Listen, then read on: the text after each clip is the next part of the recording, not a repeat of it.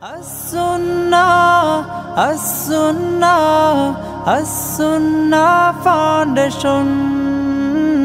As-Sunnah Foundation. আসসালামু আলাইকুম ওয়া রাহমাতুল্লাহি ওয়া বারাকাতুহু। আলহামদুলিল্লাহ ওয়াসসালাতু ওয়াসসালামু আলা রাসূলিল্লাহ বাদ।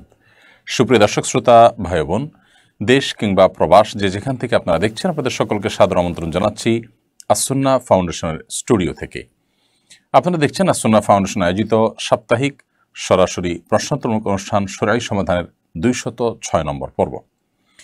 প্রিয় দর্শক, আপনাদের জীবন ঘনিষ্ঠ যে কোনো জিজ্ঞাসা মন্তব্যের ঘরে বাংলায় সংক্ষেপে পরিষ্কার করে লিখুন। আমরা ইনশাআল্লাহ বিইذনিল্লাহ আপনাদের প্রশ্নের উত্তর যথাসম্ভব দেওয়ার চেষ্টা করব কোরআন এবং হাদিসের আলোকে। অন্যান্য দিনের মতো আজ ইনশাআল্লাহ বিইذনিল্লাহ আপনাদের সঙ্গে ঘণ্টা ব্যাপী থাকছে এবং আপনাদের করা জীবন ঘনিষ্ঠ জিজ্ঞাসার উত্তর দেওয়ার চেষ্টা করছি ইনশাআল্লাহ তাআলা। প্রিয় দর্শক, আস-সুন্নাহ ফাউন্ডেশনের শীতবস্ত্র বিতরণ কার্যক্রম চলছে। আমরা চাইলে সেই প্রকল্পে শরিক হতে পারি। আস-সুন্নাহ ফাউন্ডেশনের ওয়েবসাইট www.assunnahfoundation.org, সেখানে গিয়ে আপনি সরাসরি আমাদের ব্যাংক ইনফরমেশন পাবেন এবং সরাসরি অনলাইনে এই প্রকল্পে অংশগ্রহণ করতে পারবেন। এছাড়াও আপনার নিজস্ব বলয়ে আপনার জানাশোনা শীতার্ত গরিব অভাবী মানুষ থাকলে তাদের মধ্যে আসুন শীতবস্ত্র বিতরণের উদ্যোগ গ্রহণ করি। প্রত্যেকে যার যার জায়গা থেকে আল্লাহ রাব্বুল আলামিন আমাদের সবাইকে সেই তৌফিক দান করুন। শীতবস্ত্র বিতরণের পাশাপাশি আস-সুন্নাহ ফাউন্ডেশনের কুমিল্লা শাখা মাদ্রাসার এবং ঢাকার উভয় জায়গার ভর্তি কার্যক্রমও আলহামদুলিল্লাহ চলমান রয়েছে। ঢাকায় ইতোমধ্যে ভর্তিযোগ্য সকল কোটা সমাপ্ত হয়েছে। কুমিল্লাতে এখনও ভর্তি চলমান রয়েছে। এছাড়াও আস-সুন্নাহ ফাউন্ডেশনের অনেকগুলো কার্যক্রমের মধ্যে থেকে স্বাবলম্বীকরণ প্রকল্প এটি আলহামদুলিল্লাহ চলমান রয়েছে। পানির প্ল্যান্ট, ওয়াটার প্ল্যান্ট, যেটি পুকুরের পানিকে বিশুদ্ধ করা, বেশ ব্যয়বহুল একটা প্রজেক্ট, সেটিও আলহামদুলিল্লাহ ইতিমধ্যে বাগেরহাটে আমরা কার্যকর করেছি এবং সেখানে আলহামদুলিল্লাহ ইতিমধ্যে মানুষ বিশুদ্ধ পানি পাচ্ছেন। ধাপে ধাপে সেটি যে দেশের বিভিন্ন জায়গায় ইনশাআল্লাহ বিইذনিল্লাহ আমরা বাস্তবায়ন করব। আল্লাহ রাব্বুল আলামিন আমাদের সকল কাজকে যেন কবুল করেন, আপনারা দোয়া করবেন। আস-সুন্নাহ ফাউন্ডেশন মসজিদ কমপ্লেক্সের সকল কাজই, অর্থাৎ নির্মাণের পূর্বের সকল কাজই আলহামদুলিল্লাহ অনেকটা চূড়ান্ত হয়ে আছে। শুধুমাত্র আমাদের ডিটেল প্ল্যানের কাজটা বাকি আছে, সেটির অপেক্ষা আমরা আছি। সেটি হয়ে গেলে ইনশাআল্লাহ আমরা কাজ স্টার্ট করবো, আল্লাহ যদি তৌফিক দান করেন। আশা করছি মসজিদ প্রকল্পের বিশাল বড় এই বাজেটের কাজ, সেখানে আপনারা প্রত্যেকে যার যার সাধ্য অনুযায়ী শরীক থাকবেন, অংশগ্রহণ করবেন। আল্লাহ তাআলা সবাইকে সেই তৌফিক দান করুন। আস-সুন্নাহ স্কিল ডেভেলপমেন্ট ইনস্টিটিউটের অধীনে ছেলে এবং মেয়ে উভয়ে আলাদা আলাদা করে প্রশিক্ষণ নিচ্ছে এবং উভয়ে বিভাগ থেকে আলহামদুলিল্লাহ বেশ ভালো কিছু ফলাফল আমরা ইতিমধ্যে পেতে শুরু করেছি। মেয়েরা তাদের ব্লক বাটিক প্রশিক্ষণ এবং স্মার্ট টেলারিংয়ের মাধ্যমে অনেকগুলো কাপড় চোপড়, অনেকগুলো পোশাক ইতিমধ্যে তৈরি করেছে এবং সেগুলো আলহামদুলিল্লাহ বিভিন্ন জায়গায় ইতিমধ্যে প্রদর্শনী এবং বিক্রয় শুরু হয়েছে। আশা করছি সেটি অনেক দূর এগিয়ে যাবে। আল্লাহ তাআলা তৌফিক দান করুন। চলুন আর বিলম্ব না করে আপনাদের যে সমস্ত প্রশ্ন ইতিমধ্যে আমাদের কাছে চলে এসেছে, আমরা সে সমস্ত প্রশ্নের উত্তরে চলে যাই। ফারুক হাসান, আপনি লিখেছেন শীতকালের বিশেষ আমল সম্পর্কে জানতে চাই। ভাই ফারুক হাসান, শীতের বিশেষ আমল সম্পর্কে আমরা বিভিন্ন সময় বিভিন্ন জায়গায় বক্তব্য দিয়েছি আলহামদুলিল্লাহ, এবং আমাদের এই পেজে, আমাদের ইউটিউব চ্যানেলে বিভিন্ন জায়গায় শীত উপলক্ষে যে বিশেষ আমলগুলো আছে সেগুলো সম্পর্কে অনেকগুলো ভিডিও আছে। তারপর আপনি প্রশ্ন করেছেন, আমরা সংক্ষেপে বলি, শীতের মৌসুম উপলক্ষে আমাদের অজুর যত্নটা বিশেষভাবে নিতে হবে, কারণ শীতে আমাদের ত্বকগুলো শুকিয়ে থাকে, অতএব খুব ডলি ডলি অজু করতে হয়। নবী সাল্লাল্লাহু আলাইহি ওয়াসাল্লাম সে বিষয়ে আমাদেরকে সতর্ক করেছেন যে আমাদের অজুর কোনো অংশ যেন শুকিয়ে না থাকে। এই জন্য শীতের মৌসুমে বিশেষ করে অজুর যত্নটা নিতে হয়। সেই সাথে অজু করার পর শীতের মৌসুমে অনেকে চাপাচাপি করে অজু ধরে রাখেন, যেটা উচিত না। চাপাচাপি করে অজু ধরে রেখে নামাজ পড়লে সে নামাজে মনোযোগ থাকে না, নামাজের যে প্রাণ সেটি অনেকটাই নষ্ট হয়। সেজন্য যথাসম্ভব সুন্দর এবং উত্তম রূপে পবিত্রতা অর্জন করতে হবে এবং অজু করতে হবে। অজুতে অলসতা করা যাবে না। তৃতীয়ত, শীত উপলক্ষে দিনের বেলায় রোজা রাখার সুযোগ তৈরি হয়। নবী সাল্লাল্লাহু আলাইহি ওয়াসাল্লামের বিভিন্ন হাদিস রয়েছে, সাহাবা ইকরামের বিভিন্ন বক্তব্য এ সম্পর্কে রয়েছে। শীত মৌসুমের এই রোজাকে হাদিসের ভাষ্যে বলা হয়েছে আল গানিমাতুল বারিদা আস-সাওমু ফিশ শিতা। রমাদান শীতের মৌসুমে রোজা রাখতে পারা, এটা হলো শীতল সুবর্ণ সুযোগ, বিধায় এটিকে গ্রহণ করা উচিত। অর্থাৎ দিনের বেলা পিপাসা কম লাগে, মানুষের ক্ষুধা কম লাগে, দিনটা ছোট থাকে, যার কারণে চাইলেই নফল রোজা রাখা যায়। তো সেই জন্য নফল রোজার চেষ্টা করা উচিত শীতের মৌসুম উপলক্ষে। সেই সাথে রাতে তাহাজ্জুদ পড়বার সুযোগ তৈরি হয়, কারণ রাত অনেক বড় থাকে। এশার পর দ্রুততার সাথে শুয়ে গেলে ভোর রাতে উঠে সালাত আদায় করা, তাহাজ্জুদ পড়াটা অনেক বেশি সহজতর হয়। সেজন্য সে আমলও করার চেষ্টা করা উচিত। শীতে আমরা মোজা পরে উজু অবস্থা, পূর্ণাঙ্গ উজু অবস্থায় চামড়া মোজা পরে সেটার উপরে মাসাজ করতে পারি। এছাড়া কাপড়ের মোজা যদি হয় তাহলে সেটা চামড়া মোজার মতোই এরকম স্ট্রং যদি হয়, অনেক দূর পর্যন্ত হাঁটা যায় এবং এক প্রান্ত থেকে অপর প্রান্ত আপনার ভিজে না যায়, ভিজাটা অপর প্রান্তে না যায়, এরকম বিভিন্ন শর্ত সাপেক্ষে সেগুলোতেও মাসাজ করা যেতে পারে। অতএব শীতের সমস্ত আমলগুলোর প্রতি আমরা বিশেষভাবে যত্ন নেব ইনশাআল্লাহ। শীতের এই কষ্ট, গ্রীষ্মের কষ্ট, এগুলো আমাদেরকে জাহান্নামের কথা স্মরণ করিয়ে দেয়, কারণ জাহান্নামের ভাব হিসাবে এগুলো এসেছে, বুখারী হাদিসে এটি প্রমাণিত। অতএব জাহান্নাম থেকে আমরা পানা চাইব শীতের কষ্টে যদি আমরা কখনো অদিষ্ট হই। এছাড়া শীত উপলক্ষে আরও বিশেষ কিছু লক্ষণীয় বিষয় আছে, সেগুলো আমরা লক্ষ্য রাখবো ইনশাআল্লাহ তাআলা। জহিরুল ইসলাম আপনি লিখেছেন, হলফ মানে তো কসম। নির্বাচনে প্রার্থী হতে হলে সম্পদের হিসাব বিবরণে উল্লেখ করে হলফনামায় জমা দিতে হয়। কেউ হলফনামায় ভুল তথ্য উল্লেখ করলে কসমের কাফারা দিতে হবে কিনা? দেখুন, যেই শপথের কাফারা দিতে হয় সেটি হলো কোনো শপথ করে যদি আপনি ভবিষ্যতে কিছু করবেন কিংবা করবেন না, অর্থাৎ ভবিষ্যতের কোনো বিষয়কে কেন্দ্র করে যদি আপনি শপথ করেন এবং সেই শপথটা যদি সঠিক হয়, তাহলে সেক্ষেত্রে সেই শপথ ভঙ্গ হলে কাফারা দিতে হয়। যেমন কেউ বলল, আল্লাহর শপথ আমি এই কাজটা করব বা আমি অমুক কাজটা করব না, এরপরে সেই কাজটা সে করেছে বা যেটি করার কথা ছিল সেটা করেনি, অর্থাৎ শপথ ভঙ্গ করেছে, তাহলে শপথের কাফারা তার উপরে বর্তাবে। অতীতে কোনো কাজ করেছেন বলে তিনি শপথ করেছেন, এরপর তিনি সেটি ভঙ্গ করেছেন, এর জন্য কাফারা প্রযোজ্য হবে না, বরং এটি হবে একটা মিথ্যা শপথ, যেটি অত্যন্ত ভয়াবহ অপরাধ এবং বড় ধরনের গুনাহ। কেউ যদি শপথ করে, আল্লাহ শপথ আমি অতীতে এমনটি করেছি বা আমার টোটাল এত সম্পদ আছে, তাহলে এটা অতীত বা বর্তমান নিয়ে শপথ করা হলো। এই শপথ ভঙ্গ করলে সেটির কারণে কাফারা প্রযোজ্য হবে না, কিন্তু এটি জঘন্য অপরাধ। আর নির্বাচনের প্রার্থী হতে হলে যে হলফনামায় সম্পদের বিবরণী উল্লেখ করতে হয়, সেটা প্রচলিত অর্থে আমাদের সমাজে আমাদের পরিভাষায় হলফনামা বলতে জাস্ট তার অঙ্গীকারনামা অথবা তার স্বীকারোক্তি এরকম যদি হয়, সেখানে যদি আল্লাহর নামে শপথ করছি বা এরকম কোনো কথা লেখা না থাকে, তাহলে সেক্ষেত্রে সেটি ভবিষ্যৎ সংক্রান্ত কোনো বিষয় হলেও শপথ হবে না। ইসলামী শরিয়াত দৃষ্টিকোণ থেকে শপথ তখনই হবে, হলফ তখনই হবে যখন সেখানে আল্লাহর নাম নিয়ে সে শপথ করে, তখন সেটি শপথ হিসাবে বিবেচিত হবে। আর এমনিতে আমি অঙ্গীকার করছি, আমি স্বীকারোক্তি দিচ্ছি, এই মর্মে লেখাজোখা থাকলে সেটা প্রচলিত অর্থে হলফ হতে পারে, যেটাকে স্বীকারোক্তি বলতে পারি বা অন্য কিছু, কিন্তু শরিয়াত হলফ বা কসম বলতে যেটাকে বোঝায় সেটার মধ্যে কিন্তু পড়বে না। মঞ্জুরুল ইসলাম লিখেছেন, শীতের সময়ে বেশি সংখ্যক বিয়ে হয়ে থাকে, এটার কি কোনো শরঈ ব্যাখ্যা আছে? ভাই মঞ্জুরুল ইসলাম, শীতের সময় অধিকতর বিয়ে হয়ে থাকে আমাদের সমাজে, যেমনটা আপনি বলেছেন, যদি এরকম হয়ে থাকে বাস্তবে, তো এটা নিছকই আমাদের সমাজের কোনো সংস্কৃতি, কোনো কালচার, এর পেছনে আমাদের সমাজের সামাজিক কোনো কারণ বা আমাদের পারিপার্শ্বিক কোনো কারণ থাকতে পারে, বাট শরঈ কোনো ব্যাখ্যা নেই বা শরঈ কোনো কারণ নেই। শরীয়ত শীত অথবা গ্রীষ্মে বিয়ের জন্য বিশেষভাবে কোনো উৎসাহ দেয় না মানুষকে। যার যখন সুবিধা হয় তখন তিনি বিয়ে করতে পারেন, এমন কোনো দিন, এমন কোনো মৌসুম নেই, এমন কোনো সময় নেই যখন বিবাহ করা যায় না, কিংবা বিবাহ করলে বেশি সওয়াব হয়, এমন কোনো সময় নেই। যার যখন প্রয়োজন হয় তিনি তখন বিয়ে করতে পারবেন। আমাদের সমাজে কাঁটা চাঁদে বিয়ে করতে হয় না, কাটা চাঁদে বিয়ে করতে হয় না, অর্থাৎ আপনার কোরবানির ঈদের মাসে বিশেষ বিয়ে করতে হয় না, এরকম আরও অনেক কথা লোকমুখে প্রচলিত আছে, যেগুলোর কোনো ভিত্তি নেই। রাফিয়া রূপন্তী আইডি থেকে আপনি লিখেছেন, বর্তমানে বাংলাদেশের নতুন শিক্ষা ব্যবস্থা চালু হয়েছে। নতুন শিক্ষা ব্যবস্থা এমন যে এখন পড়াশোনার জন্য অনেক ক্ষেত্রে শ্রেণীর কার্যক্রমে নাটক অভিনয় করতে হয়, নাচ গান অভিনয় এখন পড়াশোনার অংশ। এসব অংশগ্রহণ না করলে শিক্ষক ভালো নম্বর A+ বর্তমান শিক্ষা ব্যবস্থায় যাকে ত্রিভুজ বলা হয় তা দিবেন না। এই অবস্থায় কি করব? দেখুন বোন রাফিয়া, আমাদের জন্য, অর্থাৎ যারা দিন পালন করতে চান তাদের জন্য পৃথিবীটা সংকীর্ণ হয়ে আসছে, এবং আমাদের দেশে যেটি হচ্ছে সেটা এক কথায় গর্হিত অত্যন্ত জঘন্য এবং অত্যন্ত আপত্তিকর একটি বিষয়। সেটি হলো যে শিক্ষার নামে, বিনোদনের নামে এমন জিনিস চাপিয়ে দেওয়া হচ্ছে যা মানুষ ধর্মীয় কারণে করতে চান না, অপারগতা প্রকাশ করেন, তারপর তাকে সেটা করতে বাধ্য করা, এটা তার সাংবিধানিক অধিকার লঙ্ঘন করা, এটা তার যে ধর্মীয় স্বাধীনতা আছে সেটির খর্ব করার শামিল। আমাদের শিক্ষা কারিকুলামে এমন কিছু থাকা উচিত না যেটি করতে গেলে শরিয়ার দৃষ্টিকোণ থেকে, ইসলামী দৃষ্টিকোণ থেকে একজন শিক্ষার্থী গুনাহগার হন বা গুনাহের কারণে কোনো শিক্ষার্থী করতে চান না, তারপরেও ফলাফলের কারণে তাকে করতে বাধ্য করা হয়, তাহলে এটা এক প্রকার অবিচার, এক প্রকার জুলুম।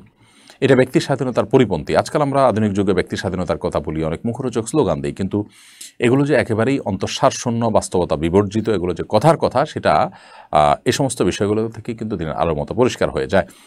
আমি একজন শিক্ষার্থী, আমার কষ্ট হবে, এটি বিবেচনায় আনা উচিত। পৃথিবীর বিভিন্ন দেশ, যে দেশগুলোকে আমরা সভ্য দেশ হিসাবে জানি, স্বীকৃতি দেই বা দাবি করা হয়, সেরকম দেশগুলোতে একজন নাগরিকেরও কোনো অসুবিধা হতে পারে, এরকম বিষয়গুলো তারা না করার চেষ্টা পারতপক্ষে করেন। অতএব আমাদের শিক্ষানীতিতে, আমাদের শিক্ষা কারিকুলামে এই বিষয়গুলো থাকা খুবই আপত্তিকর। এখন কথা হলো, কেউ যদি সেখানে থাকেন তাহলে কী করবেন? তো এরকম শিক্ষা ব্যবস্থা যেখানে হারাম ছাড়া হালালের পথ খুব একটা সুগম নয়, সেখান থেকে যথাসম্ভব বেঁচে থাকার চেষ্টা করতে হবে। প্রয়োজনে আপনি ধর্মীয় কোনো শিক্ষা, মাদ্রাসা শিক্ষা আপনি গ্রহণ করবেন, অন্য কোনো ওয়েতে আপনি আগাবেন।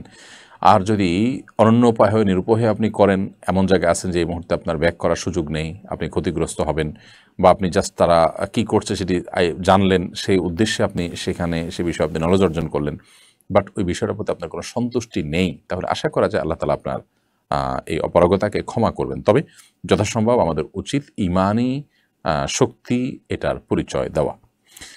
সৃজনশীলা সৃষ্টি আইডি থেকে আপনি লিখেছেন, আমার বিড়াল লিটারে পটি করে, সে পটি ফেলে দিয়ে কি নামাজের আগে গোসল করতে হবে, নাকি শুধু অজু করে নামাজ পড়লেই হবে? বিড়ালের মল যদি আপনি পরিষ্কার করেন, তাহলে সেক্ষেত্রে এটার কারণে আপনার কোনো গোসল করার ব্যাপার নাই যে এটার কারণে আপনার গোসল করতে হবে। যদি হাতে বা কোথাও লাগে সেটা ধুয়ে ফেলবে, যদি কোথাও না লাগে তাহলে তো কোনো অসুবিধাই নেই, আপনি অবস্থায় নামাজ পড়তে পারবেন। মিজান আবু মাইশা এআইডি থেকে আপনি লিখেছেন, ফিলিস্তিনি মুসলমানদের জন্য আমাদের করণীয় কি? ভাই মিজান, ফিলিস্তিনি মুসলমানদের জন্য আমাদের অনেক করণীয় আছে। দুঃখজনক যে আমরা বেশিরভাগ মানুষ মনে করি আমরা অপারগ, আমরা মনে করি অক্ষম, যে আমার তো আসলে কিছু করার নাই। কারণ আমরা করা বলতে বুঝি সেখানে আপনার সামরিকভাবে তাদের মোকাবেলা করা শুধুমাত্র, এটা মূল করা, এতে কোনো সন্দেহ নেই, কিন্তু এছাড়া আরও বহু করা আছে। আমি সেই করণীয়গুলো করতে পারি, যেমন এ বিষয়ে জনসাধারণকে সচেতন করবার জন্য সর্বোচ্চ উদ্যোগ গ্রহণ করতে পারি, এবং আমি প্রতিনিয়ত এটাকে মিশন হিসাবে গ্রহণ করতে পারি। দায় সারাভাবের একটা স্ট্যাটাস দিলাম, একটু বললাম না, বরং অনবরত এটা নিয়ে আমি কাজ করতে পারি। এবং সমস্যাটা যেহেতু দীর্ঘমেয়াদী এবং অনেকটা দীর্ঘস্থায়ী হয়ে গেছে, অতএব এই সমস্যা দূরীকরণের জন্য আমাদের স্থায়ী পরিকল্পনা থাকা উচিত, যে আমি সারা জীবন কী করতে পারি। যেমন আমার বাসায় আমি একটা মসজিদে আকসার ছবি টাঙিয়ে রাখলাম, এটি আমাকে স্মরণ করিয়ে দিবে এই চেতনার কথা। আমি বিভিন্ন জায়গায় এই ছবি স্থাপন করার চেষ্টা করলাম, এবং আমাদের শিক্ষার্থীদেরকে, আমাদের শিশুদেরকে চিত্রাঙ্কন করালাম মসজিদে আকসা এবং ফিলিস্তিনের উপর। এবং এ বিষয়ে জনসাধারণের মধ্যে সচেতনতার জন্য নানামুখী উদ্যোগ গ্রহণ করা যেতে পারে, সেগুলো আমরা করতে পারি। হ্যান্ডবিল নিজেরা বানিয়ে বিতরণ করতে পারি, মানুষকে সজাগ করতে পারি, ফিলিস্তিনের ইতিহাস তুলে ধরতে পারি, এবং সেই সাথে যে সমস্ত পণ্য বোমা হয়ে ফিলিস্তিনের মুসলমানের উপরে পতিত হয়, সেই পণ্যগুলো কেনা বর্জন করতে পারি, এবং অন্যদেরকে বর্জন করতে আহ্বান করতে পারি। দোকানদারদেরকে আমরা বোঝাতে পারি কেন তারা এই মালগুলো রাখা উচিত নয়। এরকম হাজারটা কাজ আছে যেগুলো আমাদের অনবরত সিরিয়াসনেসের সাথে আমরা করতে পারি। দায় সারা কোনো রকম করে মন নিজেকে সান্ত্বনা দেওয়া যেতে পারে, প্রকৃত অর্থে দায়িত্ব পালন হতে পারে না। বিধায় সে বিষয়ে আমরা সর্বোচ্চ সচেষ্ট হলে ইনশাআল্লাহ বিদিনিল্লাহ আমরা আমাদের দায়িত্ব পালন করতে পারি এর মাধ্যমে। এবং নিজেদেরকে অপারক মনে করি, আমরা হাত পায়ে যদি গুটিয়ে বসে থাকি, মনে করি যে আমি রাষ্ট্র ক্ষমতা থাকলে, আমার হাতে সামরিক শক্তি থাকলে তখন আমি অনেক কিছু করতাম। তো এটা অনেকটা শয়তানি প্ররোচনা, কারণ শয়তান সাধারণত আমাদের হাতে যেটা নাই সেটা আমাদেরকে দেওয়ার জন্য উদ্বুদ্ধ করে, যে এটা হলে আমি এটা করবো, সেটা করবো। যেটা আছে সেটা নিয়ে আমি কি করছি বা সেটা দিয়ে আমি কি করছি, সে ব্যাপারে কিন্তু আমাদের তেমন কোনো আত্মজিজ্ঞাসা নেই। অতএব সেই বিষয়ে আমাদেরকে যত্নশীল হতে হবে এবং খেয়াল করতে হবে। বিধায় এ বিষয়ে আমরা দায়িত্বশীল হই এবং প্রত্যেকে যার যার জায়গা থেকে কাজ করি। আমাদেরকে আল্লাহ তৌফিক দান করুন। আরাফাত তামিম আপনি লিখেছেন, কোনো ব্যক্তি রাস্তার পাশে, কেউ আবার ট্রাকে নামাজ পড়ছে, অনেকে এই ধরনের ছবি তুলে ফেসবুকে প্রচার করে, এক্ষেত্রে অনুমতি নেওয়ার দরকার নেই কি? দেখুন, যদি কেউ রাস্তার পাশে বা ট্রাকে নামাজ পড়েন, তো এই ছবি তুললে সাধারণত নামাজি ব্যক্তি তার পেছন থেকে ছবি তুললে অন্যদেরকে উদ্বুদ্ধ করার জন্য যে সর্ব অবস্থা নামাজ পড়তে হয়, এক্ষেত্রে কারোর কোনো অসন্তোষ থাকার কথা নয়। যদি অসন্তোষ না থাকার মতো ইস্যু না থাকে তাহলে সেক্ষেত্রে অনুমতি ছাড়া নিলেও সমস্যা নেই। আসলে যে জায়গাতে মানুষের মৌন সম্মতির চিন্তা করা যায় যে তিনি জানলে অপারগতা প্রকাশ বা তিনি জানলে এখানে আপত্তি জানাবেন না, এরকম যদি হয় তাহলে সেক্ষেত্রে সেই জিনিসগুলোতে আসলে অনুমতি না নিলেও চলে। তারপরও সতর্কতার জন্য যদি যার ছবি তুলছে তিনি নাখোশ হতে পারেন, অসন্তুষ্ট হতে পারেন, মনে হয় তাহলে তার অনুমতি নিলেই ভালো। জহিরুল ইসলাম আপনি লিখেছেন, আপনার প্রশ্ন উত্তর দিয়েছি, আমাতুল্লাহ মারিয়াম দেওয়ান বিথি এআইডি থেকে আপনি লিখেছেন, আপনাকে দিয়ে আমি আমার বাচ্চার তাহানিক করাতে চাই, কিভাবে আপনাকে পাবো? বোন আমাতুল্লাহ, আমরা সাধারণত শনিবার আসন্না ফাউন্ডেশনের অফিসে বসি যদি আমরা দেশে থাকি। আগামীকাল শনিবার আমি দেশের বাইরে থাকবো ইনশাআল্লাহ, যার কারণে আগামীকাল অর্থাৎ 16ই ডিসেম্বর শনিবার আমি থাকছি না। এরপরের শনিবার আল্লাহ যদি আমাকে তৌফিক দেন এবং সুস্থ রাখেন, নিরাপদ রাখেন, ইনশাআল্লাহ আমরা ফাউন্ডেশন অফিসে বসবো, আফতাবনগর আসন্না ফাউন্ডেশন অফিসে। শনিবার অফিস টাইমে আপনি আসলে আশা করছি ইনশাআল্লাহ বিদিল্লাহ আপনার বাচ্চার তাহানিকে আমরা করতে পারবো। বাবু ইসলাম আপনি লিখেছেন, আমি পড়াশোনার জন্য অনেক আগে থেকেই ঢাকা থাকি, বছরে 2 বার নিজের বাড়িতে যাওয়া হয়, তাহলে কি বাড়িতে গিয়ে কসর নামাজ পড়বো? দেখুন, আপনি পড়াশোনার জন্য ঢাকা থাকেন, কিন্তু নিজ বাড়িতে আপনার নিজস্ব গন্তব্য আছে, নিজস্ব ঠিকানা আছে, স্থায়ী ঠিকানা আছে, তাহলে সেখানে গিয়ে আপনি পুরো নামাজ পড়বেন, কসর পড়বেন না। একজন ব্যক্তির একাধিক ঠিকানা থাকতে পারে, একটা বর্তমান ঠিকানা, একটা স্থায়ী ঠিকানা। বর্তমান ঠিকানা আপনার ঢাকা, অস্থায়ী ঠিকানা, কিন্তু এটা একটা ঠিকানা, আর ওইটা আপনার স্থায়ী ঠিকানা। আর যেটা আপনার কোনো ঠিকানা নয়, যেমন আপনি কোনো শহরে কাজের জন্য যান আবার চলে আসেন, হোটেলে উঠেন, এটা আপনার কোনো ঠিকানা না, সেখানে আপনি কসর পড়বেন। বাট শহরে যেহেতু আপনি ঢাকা শহরে যেহেতু আপনি ছাত্র হিসাবে আপনি একটা ম্যাচ ভাড়া নিয়েছেন, ম্যাচে থাকেন কিংবা কোনো বাসা ভাড়া নিয়েছেন, তাহলে এখানে কিন্তু আপনার একটা ঠিকানা হয়ে গেছে, এটাকে বর্তমান ঠিকানা আমরা বলি। আর দেশে আপনার যে ঠিকানাটা সেটা আপনার স্থায়ী ঠিকানা, বিধায় সেখানেও আপনি নামাজ পড়বেন, আর যদি সেখানে পুরো নামাজ পড়বেন। আর যদি আপনার দেশের যে ঠিকানাটা সেটা আপনার বর্তমান স্থায়ী কোনোটা না হয়, ঢাকা আপনি স্টাবলিশড হয়ে গেছেন, নিজস্ব বাড়ি ফ্ল্যাট করেছেন, এটাই আপনার বর্তমান স্থায়ী ঠিকানা হিসেবে আপনি উল্লেখ করেন। দেশে শুধুমাত্র আপনি যান বেড়াতে, সেখানে আপনার জমি জমা হয়তো আছে, নিজস্ব ঠিকানা সেভাবে নাই, তাহলে সেক্ষেত্রে সেখানে আপনি কসরের নামাজ পড়বেন।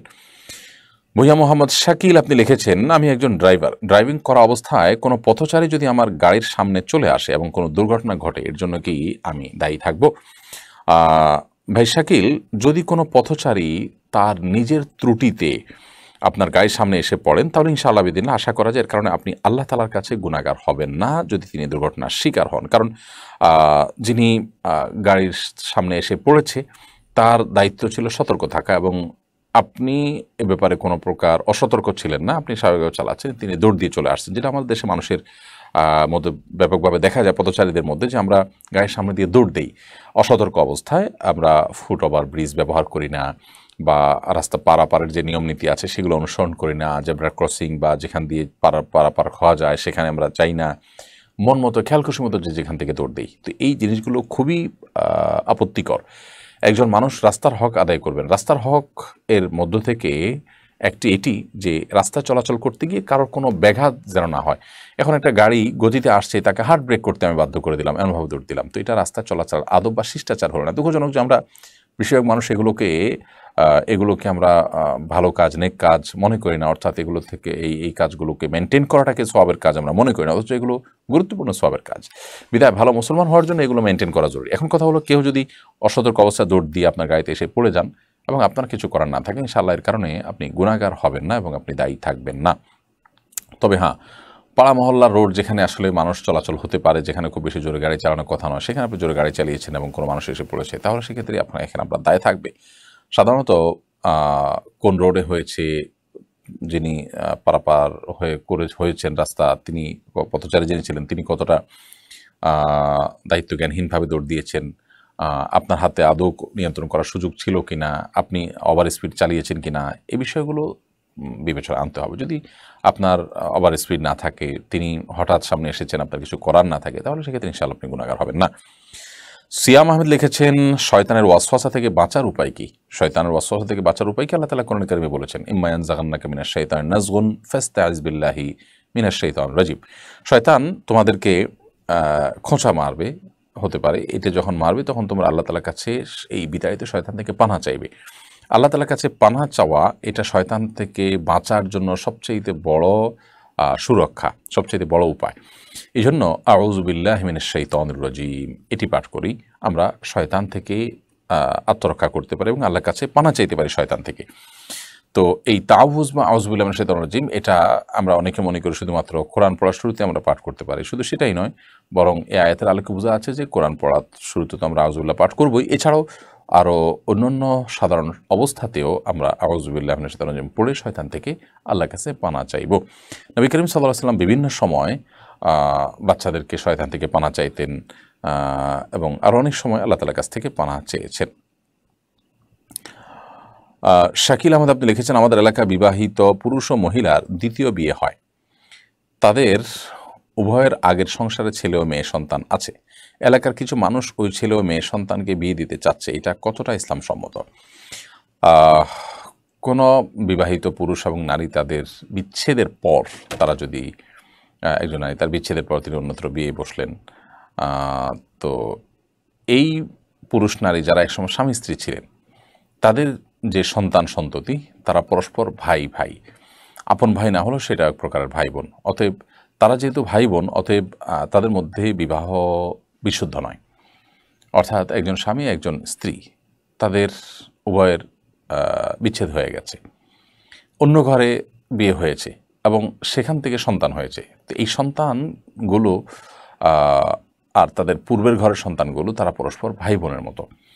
কারণ বাবা কিংবা মা যে কোনো একজন যদি যৌথ হয়, যেমন একই মায়ের দুই ঘরের সন্তান, একই বাবার দুই ঘরের সন্তান, তাহলে সেক্ষেত্রে তারা পরস্পরের মধ্যে ভাই বোনের মতো থাকে। আপন ভাই না হলে এক ধরনের ভাই বোন, সেটাও কারণ রক্ত সম্পর্ক এখানে আছে, যার কারণে এদের মধ্যকার বিয়ে বিশুদ্ধ নয়, বাতিল। রবিউল হাসান মিলন লিখেছেন, আত্মহত্যাকারী কি চিরকাল জাহান্নামে থাকবে? সহিহ মুসলিম সহিহ হাদিসে নবী সাল্লাল্লাহু আলাইহি সাল্লাম থেকে বর্ণিত হয়েছে আত্মহত্যাকারীরা যা চিরকাল জাহান্নামে থাকবে। তবে সেই হাদিসের ব্যাখ্যায় বিশ্ববিখ্যাত প্রায় সকল হাদিস ব্যাখ্যাতাগণ বলেছেন যে এর মাধ্যমে মূলত যারা আত্মহত্যাকে বৈধ মনে করে, হালাল মনে করে তাদের কথা বোঝানো হয়েছে। অর্থাৎ হালালকে হারাম মনে করা বা হারামকে হালাল মনে করাটা কুফরি। তো কেউ এরকম যদি করে তাহলে তার জন্য এটি বলা হয়েছে। আবার অনেকে বলেছেন যে চিরস্থায়ী জাহান্নামে থাকা বলতে দীর্ঘমেয়াদে জাহান্নামের কথা বলা হয়েছে। যেমন আমরা জানি যে যাবজ্জীবন কারাদণ্ড বলতে অনেক সময় দীর্ঘমেয়াদে কারাদণ্ডকে বোঝানো হয়। তো যাই হোক, আত্মহত্যাকারী চিরকাল জাহান্নামে থাকবে ঈমানদার হওয়া সত্ত্বেও এরকম কথা উল্লেখযোগ্য কোনো ফকিহ বলেননি। অতএব আত্মহত্যাকারী জাহান্নামে যাবে যদি সে আত্মহত্যা করে মারা যায়, এটি হাদিস দ্বারা প্রমাণিত এবং এটি জঘন্য অপরাধ এবং কবিরা গুনাহ, সেটি কোনো সন্দেহ নেই। কিন্তু জাহান্নামে চিরকাল থাকবে ঈমানদার হওয়া সত্ত্বেও সেটি কিন্তু কোরআন এবং হাদিসের অন্যান্য ভাষ্যের আলোকে সঠিক নয়। বিধায় হাদিসের যে ব্যাখ্যা মুহাদ্দিসগণ ফকিহগণ দিয়েছেন সেটি আমাদেরকে গ্রহণ করতে হবে। অর্থাৎ আত্মহত্যাকারী চিরকাল জাহান্নামে থাকবে না। হাদিসে যেটি বলা হয়েছে সেটির দুটি ব্যাখ্যা আমরা দিয়েছি। এমনি হাবিবুর রহমান আপনি লিখেছেন, ডিভোর্স হয়ে যাওয়ার 2 মাস ইদ্যত পালনের পর আবার বিয়ে হয়ে গেলে করণীয় কি? ডিভোর্সটা যদি 1 তালাক কিংবা 2 তালাক হয়ে থাকে তাহলে 1 তালাক বা 2 তালাকের ডিভোর্স হলে ইদ্যত চলাকালীন সময় 3 মাসের ভেতরে তারা পুনরায় প্রত্যাহার করে স্বামী তার স্ত্রীকে তালাক প্রত্যাহার করে স্বামী স্ত্রী হিসেবে সংসার করতে পারেন। আর যদি 3 তালাক হয়ে থাকে তাহলে সেক্ষেত্রে আর ইদ্যত চলাকালীন কিংবা ইদ্যতের পর বিয়ে করার সুযোগ থাকবে না অন্যত্র বিয়ে ছাড়া। অর্থাৎ এই ভদ্র মহিলা তার অন্যত্র বিয়ে হবে, সেই স্বামী কখনো মারা গেলে কিংবা তিনি কখনো স্বেচ্ছায় সজ্ঞানে তার মতো তার প্রয়োজনে তিনি কখনো যদি তালাক দেন তাহলে তারপর পূর্বের স্বামীর সাথে বিয়ে জায়েজ হবে। অর্থাৎ সাধারণ অবস্থাতে আর এই বিয়ের সুযোগ নেই যদি 3 তালাক হয়ে থাকে। তো যেখানে 3 মাস ইদ্যত পালন করার পরেই সুযোগ নেয়, সেখানে 2 মাসের মধ্যে বিয়ে হলে সে বিয়েতেও সঠিক হওয়ার কোনো সুযোগ নেই। সাইদ হোসেন আপনি লিখেছেন, জানাজা নামাজের পর কি সম্মিলিতভাবে দোয়া করা যাবে? জানাজার নামাজটা পুরোটা একটি দোয়া এবং এটিকে আমরা বলতে পারি সম্মিলিত দোয়াই বলতে পারি, কারণ প্রত্যেক ইমাম মুক্তাদি প্রত্যেকে মিলে কিন্তু দোয়া করছে মুর্দার জন্য। আল্লাহুম্মা আগফির লাহুম ওয়ারহামহুম ওয়াকরিমহুম ওয়াহসিন নুজুলাহুম ওয়াসি' মুদখালাহুম ওয়াদখিলহুমুল ফিরদাউস আ'লা ওয়ানাক্কিহিম মিনাদ দুনুবি ওয়াল খাতায়া কামা ইয়ানক্কা সাবুল আবয়াদু মিনাদ দানাস। আল্লাহুম্মা আগফির লিহাইয়িনা ওয়া মাইয়িতিনা ওয়া শাহিদিনা ওয়া গায়বিনা। আমরা এই যে দোয়া পড়ি মৃত ব্যক্তির জন্য জানাজা নামাজের শেষ তাকবীরে, সেই দোয়া কি? সেই দোয়াটা হলো মুর্দার জন্য দোয়া। জানাজার সালাদটাই হলো দোয়ার আয়োজন এবং শেষ তাকবীরে আমরা সবাই মিলে দোয়া করি মুর্দার জন্য। অতএব সালাম ফেরানোর পর আবার হাত তুলে দোয়া করা, এটা তো কোনো মানে হয় না। বিশেষ করে দোয়া তো আমরা সবাই মিলে করলামই নামাজের মধ্যে, এবং দোয়া করে শেষ করেই সালাম ফেরালাম। এখন আবার যদি আমরা হাত তুলে দোয়া করার প্রয়োজনীয়তা উপলব্ধি করি, তাহলে সেটা প্রথমত সঠিক নয়। দ্বিতীয়ত, নবী করিম সাল্লাল্লাহু আলাইহি ওয়াসাল্লাম থেকে জানাজার পর মুর্দার জন্য সম্মিলিত হোক আর একাকী হোক আর হাত তুলে দোয়া করা কিংবা দোয়া করা জানাজার পর আলাদা করে দোয়া করার আর কোনো প্রমাণ নেই। তবে হ্যাঁ, জানাজার পর লাশের পেছনে পেছনে কবরস্থান পর্যন্ত যাওয়াটা সওয়াবের কাজ। যাওয়ার পর লাশকে দাফন করবার পর সেখানে আপনার কেবলামুখী হয়ে মৃত ব্যক্তি যেন মুনকার নাকিরের সোয়ালের জবাবে ঈমানের উপরে অটল অবিচল থাকতে পারেন, সেই মর্মে দোয়া করা, এটি নবী সাল্লাল্লাহু আলাইহি ওয়াসাল্লাম থেকে প্রমাণিত। কেবলামুখী হাত তুলে যার যার মতো দোয়া করবে, এটি প্রমাণিত। অতএব জানাজার পরে কোনো দোয়া নবী সাল্লাল্লাহু আলাইহি ওয়াসাল্লাম আলাদা করে করেছেন এরকম কোনো বর্ণনা আমাদের জানা নেই। আলী আসগর আপনি লিখেছেন, শীতকালে অনেকেই মোজার উপরে মাসা করতে দেখা যায়, কী ধরনের মোজার উপরে মাসা করা যাবে? শীতের সময় মোজার উপরে মাসা করা যাবে, গরমের সময় মাসা করা যাবে কেউ যদি চান। সাধারণত শীতের সময় মোজার উপর মাসা করার প্রয়োজনীয়তা বেশি হয়, সেজন্য আমরা হয়তো সেটি দেখতে পাই বেশি।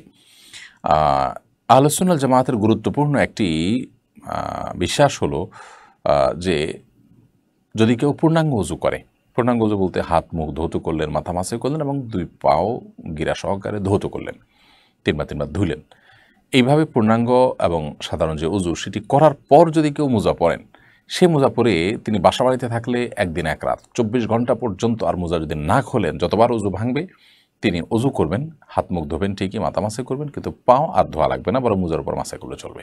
আর সফরে থাকলে 3 দিন 3 রাত তিনি এই সুযোগ পাবেন। এখন প্রশ্ন হলো কোন ধরনের মোজার উপরে মাসা করা যাবে? তার উত্তর হলো যে চামড়া মোজার উপর মাসা করা যাবে। বিষয়ে কোনো আলেমের কোনো দ্বিমত নেই, কারণ নবী সাল্লাল্লাহু আলাইহি ওয়াসাল্লামের সময় চামড়া মোজাই প্রচলিত ছিল। আজকাল আমরা যে কাপড় মোজা পরে থাকি, এরকম কাপড় মোজা নবী সাল্লাল্লাহু আলাইহি ওয়াসাল্লামের যুগে প্রচলিত ছিল বলে কোনো প্রমাণ পাওয়া যায় না, যার কারণে চামড়া মোজার উপরে মাসা করা যাবে এবং সেটার জন্যই বিধান এসেছে, এটি একটি বিষয়। আবার কাপড় মোজার উপরে মাসা করায় অনেক উলামা কেরাম জায়েজ মনে করেন। ফুকায়ে হানাফির মতে কাপড় মোজার উপরে মাসা করা যখন জায়েজ হবে, যখন সেটা অনেক শক্ত হবে, সাধারণ নর্মাল কাপড় মোজা না, যে সামান্য একটু ভিজা হাত উপর দিয়ে আপনার বুলালেই ভিতরে পানি বা ভিজা আর্দ্র অংশ চলে যায়, বরং উপরে যদি পানি দেওয়া হয় তো নিচে পানি যাবে না, এরকম যদি কাপড় হয় এবং যে কাপড় মোজা পরে দীর্ঘ পথ হাঁটা যায়, এরকম শক্ত যদি হয়, তাহলে সেটার উপরে মাসা করা যাবে। আর মানে সকল বিতর্কের ঊর্ধ্বে যে মোজার উপরে সবার মধ্যে মাসা করা যাবে সেটা হলো যে চামড়ার মোজা। এবং মোজার উপর মাসা করার কারণে কোনো সওয়াবের কমতিও হবে না। আপনি পাও ধুয়ে যদি উযু করেন, সেটাতে যে সওয়াব হবে, মোজার উপর মাসা করলে এই সওয়াব হবে। যদি কোনো উলামা ইকরাম মোজার উপরে মাসা করাটাকে তুলনামূলকভাবে কম সওয়াবের বলেছেন, সাধারণ অবস্থায় পাও ধোয়াটাকে উত্তম বলেছেন অনেকে, বাট নবী সাল্লাল্লাহু আলাইহি ওয়াসাল্লাম নিজে মোজার উপর মাসা করেছেন, করতে বলেছেন, অনুমোদন দিয়েছেন এবং কোনো প্রকার পার্থক্য তারতম্য করেননি। সেখান থেকে বোঝা যায় যে এটার কারণে সওয়াবের কমতি হবে না।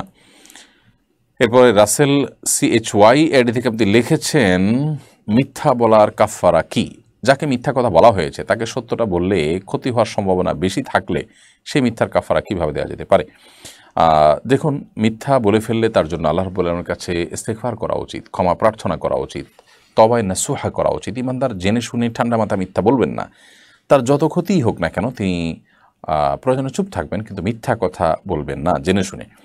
এটা খুব ভয়ঙ্কর একটি বিষয়। নবী সাল্লাল্লাহু আলাইহি ওয়াসাল্লাম বলেছেন যে আস-সিদকু ইউনজি ওয়াল কাযিবু ইউহলিক, সত্য মানুষকে রক্ষা করে আর মিথ্যা মানুষকে ধ্বংস করে দেয়। অতএব মিথ্যা কোনো অবস্থাতে বলা যাবে না।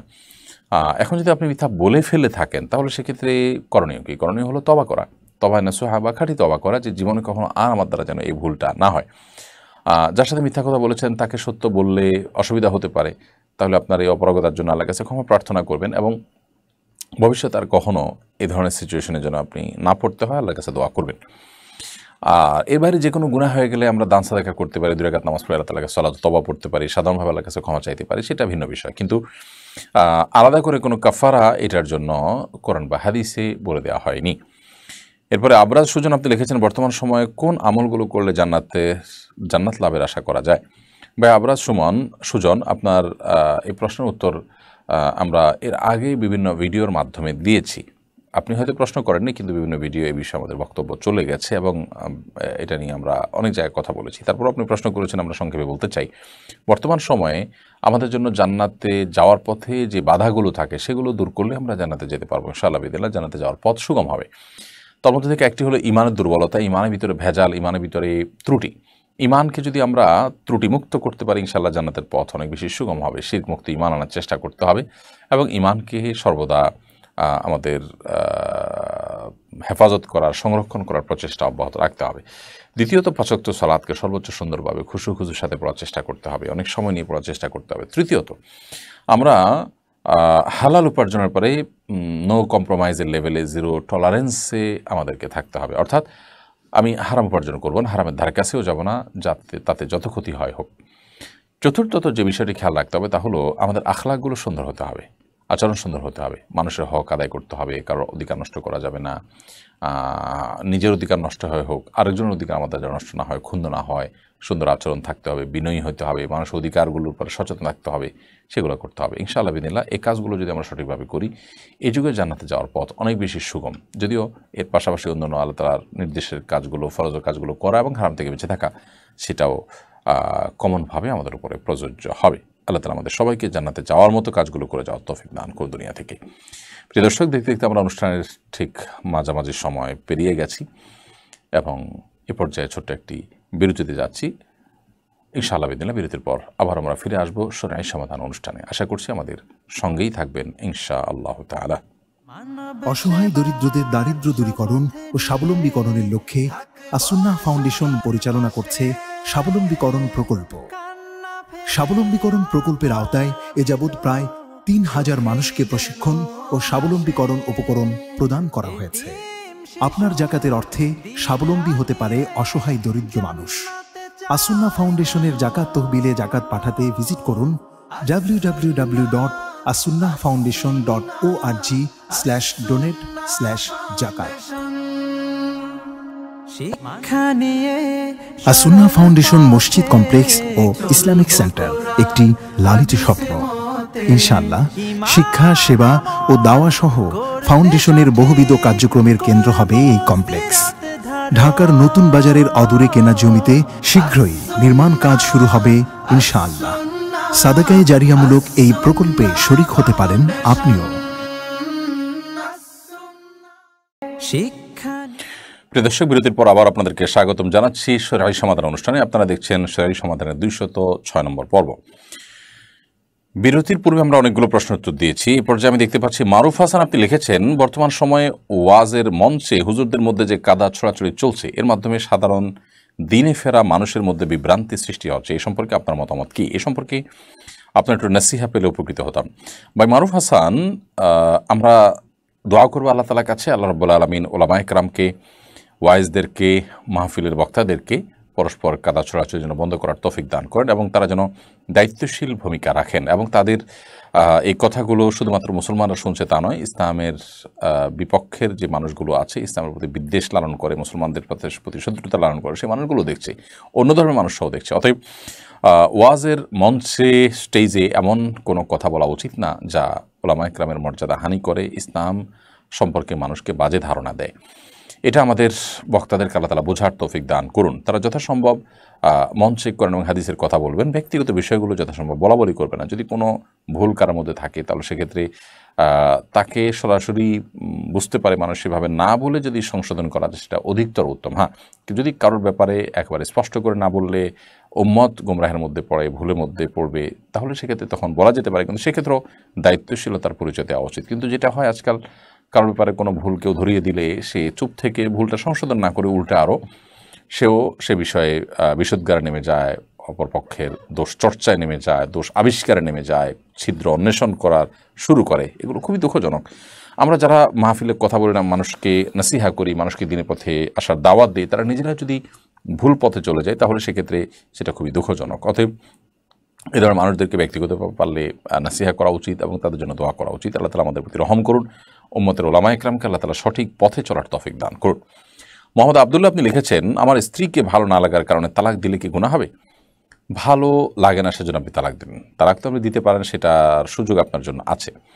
কিন্তু জাস্ট ভালো লাগে না, এই কারণে আপনি তালাক দিবেন, এই ভালো না লাগার মাত্রাটা কি, পরিমাণটা কি, এটার ব্যাখ্যাটা কি, সেটি আসলে জানা দরকার। মানুষের সব কিছু সবসময় ভালো লাগে তা না। নবী করিম সাল্লাল্লাহু আলাইহি সাল্লাম বলেছেন যে তোমার স্ত্রীর কোনো কিছুতে তুমি যদি অসন্তুষ্ট থাকো তো তার অনেক কিছু আছে যেগুলোতে তোমার সন্তুষ্ট হওয়ার কথা। একটা মানুষকে আল্লাহ তাআলা গুণহীন করে সম্পূর্ণ সৃষ্টি করেছেন এমনটি হতে পারে না। অর্থাৎ একটা মানুষের যত দোষী থাকুক তার কোনো না কোনো গুণ অবশ্যই আছে। বিধায় আপনার চোখে যদি তার ভালো না লাগার মতো কিছু জিনিস ধরা পড়ে, তো ভালো লাগার মতো অনেক কিছুই আছে। আল্লাহ তাআলা তাকে একজন পূর্ণাঙ্গ মানুষ হিসেবে সৃষ্টি করেছেন, তার শরীরে কোনো ত্রুটি রাখেন নাই, বিকলাঙ্গ বানান নাই। এটাও কি ভালো লাগার মতো একটা বিষয় নয়? এরকম আরও বহু বিষয় আছে। অতএব আমাদের পজিটিভ হওয়া উচিত এবং ধৈর্য ধারণ করা উচিত। দাম্পত্য জীবনে স্বামী স্ত্রী উভয়ের ভালো মন্দ বিষয়গুলোকে এইভাবে দেখার জন্য শরীয়ত আমাদেরকে নির্দেশ করে। অতএব শুধু ভালো লাগলো না এটার কারণে তালাক দিয়ে দিলাম, সেটা জুলুমের পর্যায়ে পৌঁছতে পারে। আর এই ভালো না লাগার ব্যাখ্যা যদি এই হয় যে না, তার সাথে দীর্ঘদিন আমি চেষ্টা করেছি, কোনোভাবে আমার বনিবনা হয় না বা তার কোনো সমস্যা যেটা সংশোধন হয় না, তাহলে আল্লাহ তাআলা কয়েকটা ধাপ অবলম্বন করতে বলেছেন। তাকে আপনি নাসিহা করবেন, বোঝাবেন, অন্য কাউকে দিয়ে নাসিহা করবেন, তার পক্ষের একজন, আপনার পক্ষের একজন সালিস বা তৃতীয় পক্ষ যেটাকে বলা হয়, এরকম উভয় পক্ষ থেকে মুরব্বীদেরকে নিয়ে বসে, বিচক্ষণ মানুষ এবং জ্ঞানী মানুষদেরকে, গুণী মানুষদেরকে নিয়ে বসে সমাধানের চেষ্টা করবেন। তাতেও যদি না হয়, কোনো আশা না থাকে এবং সমস্যাটা এত জটিল হয় যে এই অবস্থায়, এরকম অবস্থায় সংসার করা কঠিন হয়, নানান জটিলতা সৃষ্টি হওয়ার আশঙ্কা থাকে, তাহলে সেক্ষেত্রে তালাকের চিন্তা করা যেতে পারে। এই জন্য এ ধরনের বিষয়গুলো বিদগ্ধ কোনো আলেমের কাছে ডিটেইল বলে তারপর আপনি পরামর্শ নিলে সেটা বেশি ভালো হবে। সৈয়দ আহমদ আলী আপনি লিখেছেন, আমার মেয়ের শাশুড়ি সদ্য বিধবা হয়েছেন, আমি একজন বিপত্নিক পুরুষ, আমি চাচ্ছি আমার মেয়ের শাশুড়িকে বিয়ে করতে, এটার সুযোগ আছে কিনা, এতে আমার মেয়ে এবং জামাইয়ের মধ্যে ভাই বোনের সম্পর্ক সৃষ্টি হবে কি না।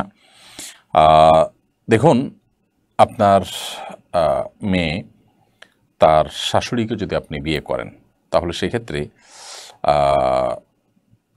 ছেলের শাশুড়িকে যেরকম বিয়ে করা যায়, ছেলের শাশুড়িকে যেরকম বিয়ে করতে পারেন, ঠিক একইভাবে মেয়ের শাশুড়িকে আপনি বিয়ে করতে পারেন। কারণ মেয়ের শাশুড়ি আপনার মাহারাম নন, তিনি আপনার গায়রে মাহারাম, বিধায় আপনি তাকে বিয়ে করলে সেটি গুনাহ হবে না। তবে তিনি সদ্য যে স্বামীহারা হয়েছেন, বিধবা হয়েছেন, এই সদ্যের মানে যদি হয় 1 মাস 2 মাস, তাহলে সেক্ষেত্রে আপনাকে অপেক্ষা করতে হবে, ইদ্যতের সময়টা পার হবে, তারপর আপনি তাকে বিবাহের প্রস্তাব দিতে পারেন। এরপর এমডি আবির হাসান আপনি লিখেছেন, সালামুন আলাইকুম বলে সালাম দেওয়া যাবে কি না? সালামুন আলাইকুম বলে সালাম দিলে হয়ে যাবে। কোরআনে কারিমে সালামের এরকম বাক্য বর্ণিত আছে। নবী সাল্লাল্লাহু আলাইহি ওয়াসাল্লামের হাদিসে আসসালামু আলাইকুম ওয়া রাহমাতুল্লাহি ওয়া বারাকাতুহু বা শুধু আসসালামু আলাইকুম এটি বর্ণিত আছে।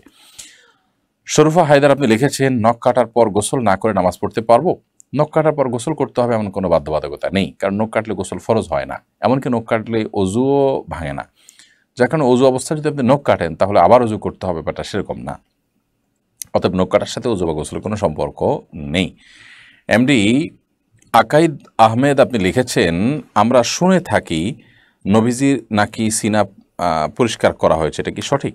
হ্যাঁ ভাই আকাইদ হোসেন, আমাদের নবী করিম সাল্লাল্লাহু আলাইহি সাল্লামের সিনা চাক হয়েছে এবং জিবরিল আলাইহিস সালাম করেছেন, সেটা একাধিকবার হয়েছে, অলৌকিকভাবে হয়েছে। আজকাল অপারেশন যেভাবে হয়ে থাকে অনেকটা সেরকম, এবং এতে নবী সাল্লাল্লাহু আলাইহি সাল্লামের কোনো ক্ষতি হয় নাই, তিনি অসুস্থ হয়ে পড়েন নাই, স্বাভাবিক ছিলেন। এটা সম্পূর্ণ অলৌকিক হয়েছে। অলৌকিক তো অলৌকিকই, সেটা লৌকিক বা আমাদের জাগতিক যে সিস্টেম আছে সেটার ঊর্ধ্বে আল্লাহ তাআলা পাঠিয়ে, জিবরিলকে পাঠিয়ে নবী সাল্লাল্লাহু আলাইহি সাল্লামের সিনা চাক করেছেন, সিনাকে পবিত্র করেছেন, এবং সাধারণ মানুষের চাইতে তিনি যে অসাধারণ, তিনি যে ভিন্ন কিছু, তিনি যে সাধারণ কোনো মানব নন, সেইটা তাকে সেটার জন্য উপযোগিতা তৈরি করবার জন্য এটি করা হয়েছে। তার কল্পকে জিবরাইল আলাইহিস সালাম একটি পাত্রে রেখে, পরিষ্কার করে আওয়াজ রেখে যথাস্থানে রেখে দিয়ে নবী সাল্লাল্লাহু আলাইহি সাল্লামকে তারপর তিনি চলে গেছেন। তো এটি স্বাভাবিক হয়ে গেছে মুহূর্তের মধ্যে, এবং নবী আলাইহিস সালাম সুস্থ অবস্থায় সেখান থেকে উঠে গেছেন, তাকে শুইয়ে এই অপারেশন কর্ম চালিয়েছেন জিবরিল। এটি বিশুদ্ধ হাদিস দ্বারা প্রমাণিত, বেশ অনেকগুলো বিশুদ্ধ হাদিস রয়েছে, বিধায় এটি সঠিক। এমডি রাশেদুজ্জামান আপনি লিখেছেন, লোক সমাজে প্রচলিত আছে নাপাক কাপড় পরিধান অবস্থায় বাইরে থাকাকালীন নামাজের সময় হয়ে যায়, তাহলে কাপড়ের 1 কোণা 3 বার ধৌত করলেই হবে, এটা কি সঠিক? না ভাই, এটা আমাদের সমাজে বেশ ব্যাপকভাবে প্রচলিত আছে যে কাপড়টা নাপাক, বাইরে গেলে সেটা না ধুয়ে শুধুমাত্র 3 কোণা ধুলে হয়ে যাবে বা 1 কোণা 3 বার ধুলে হয়ে যাবে, ব্যাপারটা এরকম না। মূলত যদি বাইরে যান তখন আপনার কাপড় নাপাক হয়, তো ভিতরে থাকলে বাসা বাড়িতে থাকলে যেরকম কাপড় নাপাক হলে কাপড় ধৌত করতে হবে বা নাপাক দূর করতে হবে, বাইরে গেলে একই কথা প্রযোজ্য। আপনার কাপড় ঠিক কোন জায়গায় নাপাক লেগেছে সেটা যদি আপনি ধরতে পারেন, তাহলে সেক্ষেত্রে সেই জায়গাটা ধরে আপনি ধুয়ে ফেলবেন, ধুয়ে চিবিয়ে ফেলবেন ইনশাআল্লাহ। এরপরে এই কাপড় আপনি নামাজ পড়তে পারেন। পুরো কাপড় ধোয়া জরুরি না, অল্প একটু জায়গা নাপাক পড়েছে সেই জায়গাটাকে ধরে নাপাকটা দূর করে ফেলবেন, ভালো করে ধুয়ে আপনি 3 বার ধুবেন, চিপ দিবেন, ইনশাআল্লাহ জিনিসটা নাপাক হয়ে যায়, পাক হয়ে যাবে, এবং এরপর আপনি নামাজ পড়তে পারেন। অতএব নাপাক পড়েছে এক জায়গায়, আপনি ধরছেন আরেক জায়গায়, যে কোনো একটা কোনাকে 3 বার ধরছেন, এটাতে এই ধোয়ার মাধ্যমে কিন্তু আপনার কাপড় পাক হবে না, এবং সেই অবস্থায় আপনি নামাজ পড়লে সঠিক হবে না। তবে হ্যাঁ, যদি এমন হয় যে নাপাক কোথায় লেগেছে আপনি জানেন না, তাহলে সেক্ষেত্রে আপনি পরিপূর্ণ কাপড় ধোবেন, প্রয়োজন অন্য কোনো কাপড় বিকল্প বা ভিন্ন কোনো কাপড় আপনি পাল্টাবেন, এই চেষ্টা আপনার করতে হবে। কিন্তু যদি সন্দেহ তৈরি হয় যে আসলে আদৌ কোনো কাপড় পড়েছে কিনা, নাপাক লেগেছে কিনা আমি জানি না, আমার মধ্যে এক ধরনের সন্দেহ তৈরি করছে, তাহলে সেক্ষেত্রে আপনি একটু পানি ছিটা দিয়ে সন্দেহ দূর করার চেষ্টা করবেন, কিংবা 1 কোনা 3 বার ধোবেন সন্দেহ দূর করবার জন্য। মহিবুল্লাহ হক আপনি লিখেছেন আপনার পেজের রিচ অনেক কমে গেছে দেখে, কারণ কি? ভাই, আমাদের পেজের রিচ কমে গেছে, ফেসবুকের অল ওভারই রিচ অনেক কম। এর মধ্যে আমাদের পেজে বেশ দুষ্ট একটা চক্র, পেজের পেছনে সবসময় তো কিছু মানুষ লাগা থাকে, একটা চক্র সম্প্রতি আমাদের উপর ফেক কপিরাইট এটা ক্লেম করছে। আলহামদুলিল্লাহ, ফেসবুক কর্তৃপক্ষের সাথে আমরা যোগাযোগ করতে সক্ষম হয়েছি। আশা করছি ইনশাআল্লাহ বিদিনিল্লাহ এটার স্থায়ী সমাধানের পথে আমরা যেতে পারবো, যদি আল্লাহ তৌফিক দান করেন। আপনারা দোয়া করবেন। তো সেই ফেক কপিরাইটের কারণে সমস্যা তৈরি হচ্ছে, এবং আরও কিছু সমস্যা তৈরি হয়েছে, সেগুলোর জন্য পেজের রিচ কিছুটা কম। এক্ষেত্রে আমাদের এঙ্গেজমেন্ট, আমাদের সবার সহযোগিতা, শেয়ার করা এবং অ্যাক্টিভ থাকা এটা বেশি অনেক জরুরি, যাতে করে স্বাভাবিক এবং অর্গানিক রিচের পরিমাণ আমরা বাড়াতে পারি, এবং এটাকে অন্যদের সামনে যেন যায় সে ব্যবস্থা যেন করতে পারি। তানিয়া ফেরদৌসী আপনি লিখেছেন একাধিক নিয়তে নফল নামাজ পড়া যাবে কিনা? নফল নামাজ, নফল রোজা, এগুলোতে একটা নামাজের মধ্যে বা একটা রোজার মধ্যে একাধিক নিয়তকে ইনক্লুড করার সুযোগ আছে, তবে সেটা জেনারেলি না, অর্থাৎ যেইভাবেই হোক না কেন আপনি সেখানে দুইটা করে নিয়ত করবেন এটা এরকম না, বরং সেটা একটা সুনির্দিষ্ট ব্যাখ্যা আছে, সব ক্ষেত্রেই না। যেমন আপনি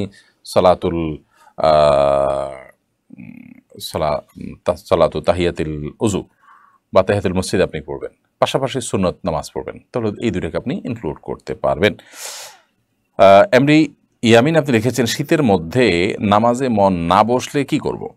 শীতের মধ্যে যদি নামাজে মন না বসে, তাহলে সেক্ষেত্রে না বসার কারণগুলো চিহ্নিত করতে হবে এবং সেগুলো দূর করার চেষ্টা করতে হবে। নামাজে মন বসা না বসার সাথে শীত বা গ্রীষ্মের সম্পর্ক তো আসলে নেই। নিশ্চয়ই কোনো একটা বিষয় আমাদেরকে মনোযোগকে নষ্ট করে, তো যে বিষয়টি নষ্ট করে সেটাকে দূর করার জন্য চেষ্টা অব্যাহত রাখতে হবে। মিথিলা ইসলাম লিখেছেন আমি মাঝে মধ্যে কাজের প্রয়োজনে ঢাকা যাই, অল্প সময়ের জন্য গেলেও আমি পুরো নামাজ পড়ি, এটা কি ঠিক আছে নাকি কসর পড়তে হবে? দেখুন, কাজের জন্য আপনি যখন ঢাকায় আসেন, তখন ঢাকায় যদি আপনার কোনো নিজস্ব ঠিকানা না থাকে, যেখানে আপনার বাসা বাড়ি যেটাকে বলা যায় বর্তমান ঠিকানা, ভাড়া বাসা হোক নিজের বাসা হোক, এরকম কোনো ঠিকানা যদি আপনার না থাকে, বরং আপনি হোটেলে ওঠেন বা আত্মীয় বাড়ি ওঠেন বা আপনি এমন কোথাও ওঠেন যেখানে আসলে আপনি কন্টিনিউয়াসলি থাকেন না, যেটা বর্তমান কিংবা স্থায়ী কোনো ঠিকানা না, এরকম যদি হয়, তাহলে সেক্ষেত্রে অবশ্যই আপনি কসর নামাজ পড়বেন, পুরো নামাজ সেখানে পড়বেন না। সফর অবস্থায় কসর নামাজ পড়তে হবে। কসর নামাজের নির্দেশ আছে, তারপর আপনি ইচ্ছাকৃত বেশি ভালো করার জন্য পুরো নামাজ পড়লে সেটা জায়েজ হবে না ঠান্ডা মাথায়। এরকম করলে ভুলে হয়ে গেছে, এটা ভিন্ন বিষয়। মাহিম করিম লিখেছেন মাদ্রাসা সুন্নাহ ময়মনসিংহ শাখা কবে হবে? মাদ্রাসা সুন্নাহ ময়মনসিংহ শাখা ইনশাআল্লাহ যথাসময় হবে, আল্লাহ যদি আমাদেরকে তৌফিক দান করেন। আপাতত আমাদের ঢাকায় মাদ্রাসাতুস সুন্নাহ প্রায় 550 স্টুডেন্ট সেখানে এবছর ভর্তি নেওয়া হচ্ছে, এবং এর পাশাপাশি কুমিল্লার দেবিদ্বারে আমাদের একটা শাখায় ভর্তি কার্যক্রম চলমান আছে। এর বাইরে আপাতত অন্য কোনো শাখা কোথাও করা হয়নি, তবে ইনশাআল্লাহ বিদিনিল্লাহ ধাপে ধাপে অন্যান্য জায়গায় আমাদের এই মাদ্রাসার শাখা খোলা হবে, আল্লাহ যদি তৌফিক দান করেন। আপনাদের সর্বাত্মক দোয়া এবং সহযোগিতা আমরা চাই। খুব সহসা হয়তো আমরা বাইরে করতে পারবো না, একান্ত যদি আল্লাহ তাআলা অলৌকিকভাবে আমাদেরকে সাহায্য করেন, তাহলে সেক্ষেত্রে ভিন্ন বিষয়। তবে আগামী বছর মিরপুরের দিকে বা ঢাকার কোনো একটা জায়গায় আমরা শাখা খুলতে পারি ইনশাআল্লাহ তাআলা। শাহনাজ পারভিন আপনি লিখেছেন, পিরিয়ডের সময় 3 কুল আয়াতুল কুরসি পড়া যাবে? পিরিয়ডের সময় আমরা কোরআনে কারীম তেলাওয়াত করব না, এটাই জমহুর বা সংখ্যাগরিষ্ঠ ইমামদের মত। আমাদের বোনরা পিরিয়ডের সময় কোরআন তেলাওয়াত করবেন না। কোরআনে কারীমের যে আয়াতগুলো দোয়ামূলক বা ওজিফামূলক, যেমন 3 কুল সকাল সন্ধ্যায় এবং রাতে, এটা আমাদের আত্মরক্ষার জন্য, আমরা শয়তান থেকে পানাহের জন্য পড়ে থাকি, তো সেটা পড়তে পারবেন। আয়াতুল কুরসি পড়েছেন আমল হিসাবে, ওজিফা হিসাবে, সেটা পড়তে পারবেন, তবে তেলাওয়াতের অংশ হিসাবে নয়, এবং সাধারণ কোরআন তেলাওয়াত করবেন না। কামরুজ্জামান তুহিন লিখেছেন, আজান দেওয়ার সময় কানে 2 আঙ্গুল দেওয়া কি জরুরি? এটা কি সুন্নাত? আজান দেওয়ার সময় কানে 2 আঙ্গুল দেওয়া এটা জরুরি না, তবে এটা আজানের আদব এবং সুন্নাহ বলতে পারি, কারণ এর ফলে আওয়াজ বড় করা সহজ হয়।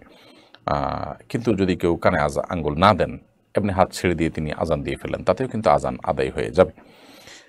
এরপরে রিয়া আক্তার আপনি লিখেছেন, আমার নাম রহিমা ইসলাম রিয়া, শুনেছি এ নাম রাখা জায়েজ নয়, আমার করণীয় কি? দেখুন, রহিমা এই নাম, এর অর্থ অনেক বেশি দয়ালু নারী, সীমাহীন দয়ালু নারী। তো আসলে সীমাহীন আল্লাহর ক্ষেত্রে যে অর্থে ব্যবহার হবে, মানুষের ক্ষেত্রে তো আর সেই অর্থে ব্যবহার হবে না। তবে কোরআনে কারীমে আল্লাহ রব্বুল আলামিন নবী সাল্লাল্লাহু আলাইহি সাল্লামকে রউফুর রহিম বলেছেন, তো সেই দিক থেকে এটি মানুষের জন্য প্রযোজ্য হয়। বিধে আপনি রহিমা নাম রাখলে যে গুনাহ হয়ে যাবে, এটা সেরকম না। আর রিয়া মানেই হলো মানুষকে দেখানোর জন্য কোনো কাজ করলে সেটাকে বলা হয়, সেইটাকে বলা হয় রিয়া, লৌকিকতা। তো এছাড়াও রিয়া দেখানো, প্রদর্শনটা ভালো কাজের প্রদর্শন হতে পারে, আরও বিভিন্ন অর্থে হতে পারে। রিয়া মানেই যে শুধুমাত্র ওই ইবাদতে লোক দেখানো, সেটাই রিয়া, শুধু সেটা নয়, বরং লোক মানে দেখানো, এই দেখানোটা বিভিন্ন ক্ষেত্রেই হতে পারে। যদিও পরিভাষা রিয়া বলতে শুধু ওইটাই বোঝায়, কিন্তু শব্দের অর্থটা অন্য কোনো ক্ষেত্রেও ফিট হতে পারে। বিধায় এই নাম রাখলে গুনাহ হয়ে যাবে, ব্যাপারটা কিন্তু সেরকম নয়। এরপর প্রশ্ন করেছেন ফখরুল শেখা, আপনি লিখেছেন, আমি নিজেকে এবং আমার স্বামীকে হেদায়েতের পথে কিভাবে আনব? হেদায়েতের পথে আসার জন্য প্রিয় বোন আমার, আল্লাহ তাআলার কাছে দোয়া করতে হবে, কায়মুল বাক্যে দোয়া করতে হবে, আল্লাহ যেন হেদায়েত দান করেন। আমরা নামাজের মধ্যে প্রত্যেক রাকাতে কিন্তু দোয়া করি, ইহদিনাস সিরাতাল মুস্তাকিম, আল্লাহ আমাদেরকে সিরাতে মুস্তাকিম বা সঠিক পথ আপনি প্রদর্শন করুন, সঠিক পথে আমাদেরকে পরিচালিত করুন। আমরা কিন্তু আল্লাহর কাছে দোয়া করি, তো সেইভাবে দোয়া করা উচিত। সেই সাথে আল্লাহ রাব্বুল আলামিনের কাছে আমাদের আরও যে হেদায়েত লাভের দোয়া আছে সেগুলো করা উচিত। বিশেষ করে সূরা ফাতিহা যখন ইহদিনাস সিরাতাল মুস্তাকিম পড়ব, তখন আমি যে আল্লাহর কাছে হেদায়েত কামনা করছি সেটা বুঝে, সেটা জেনে, সে কথা মাথায় এনে তারপর আমরা আয়াতটা যদি তেলাওয়াত করি, তাহলে প্রত্যেক রাকাতে কিন্তু আমি হেদায়েতের জন্য দোয়া করছি। এছাড়া রব্বানা লা তুযিগ কুলুবানা বা'দা ইয হাদাইতানা ওয়া হাব লানা মিন লাদুনকা রাহমা ইন্নাকা আনতাল ওয়াহ্হাব। আল্লাহ, আমাদের অন্তরকে আপনি হেদায়েত দেওয়ার পর আর বক্র করে দিয়েন না, এবং আপনার পক্ষ থেকে আপনি আমাদেরকে রহমত এবং অনুগ্রহ দান করুন, কারণ আপনি মহান দাতা। তো এই দোয়াটাও বেশ চমৎকার একটা দোয়া হেদায়েতের উপরে থাকার জন্য, সেটি আমরা দোয়া করতে পারি। এছাড়া নবী সাল্লাল্লাহু আলাইহি ওয়াসাল্লামের বাতানোর বিভিন্ন দোয়া আমরা করতে পারি। সকাল সন্ধ্যা দোয়াগুলোর ভিতরে হেদায়েতের উপরে অটল অবিচল থাকার অনেক দোয়া আছে, সেগুলো আমরা আল্লাহ তাআলার কাছে করতে পারি ইনশাআল্লাহ। নিজের জন্য এবং স্বামী স্ত্রী পরস্পরের জন্য করতে পারেন। এছাড়া হেদায়েতের উপরে টিকে থাকার জন্য হেদায়েতের পরিবেশে, ইমানের পরিবেশে, তাকওয়ার পরিবেশে থাকা, মুমিনদের মধ্যে পরিবেশের মধ্যে যথাসম্ভব থাকার চেষ্টা করা, এবং সাধারণ যে নেকামলগুলো আছে, আল্লাহর আদেশ নিষেধগুলো আছে, সেগুলোকে মেনে চলা চেষ্টা করা, এবং শঙ্কার মধ্যে থাকা, ভীত সন্ত্রস্ত থাকা যে কোনো মুহূর্তে আমি হেদায়েত হারা হতে পারি। তো এই ভয়ের কারণে আল্লাহ তাআলার কাছে প্রার্থনা করা, দোয়া করা, এটার মধ্যে বিশেষ একটা কোয়ালিটি তৈরি হবে। তো সে দোয়া অনেক বেশি কবুল হওয়ার সম্ভাবনা থাকবে ইনশাআল্লাহ তাআলা। এরপরে হযরত আলী আপনি লিখেছেন, আমি ভারতবর্ষের পশ্চিমবঙ্গ থেকে বলছি, আমার কম্পিউটার প্রিন্টের দোকান আছে, আমি এখান থেকে লটারির রেজাল্ট প্রিন্ট করে বের করি, এর মাধ্যমে অর্থ উপার্জন করা কি হালাল হবে, অথবা আমিও কি গুনাহগার হব?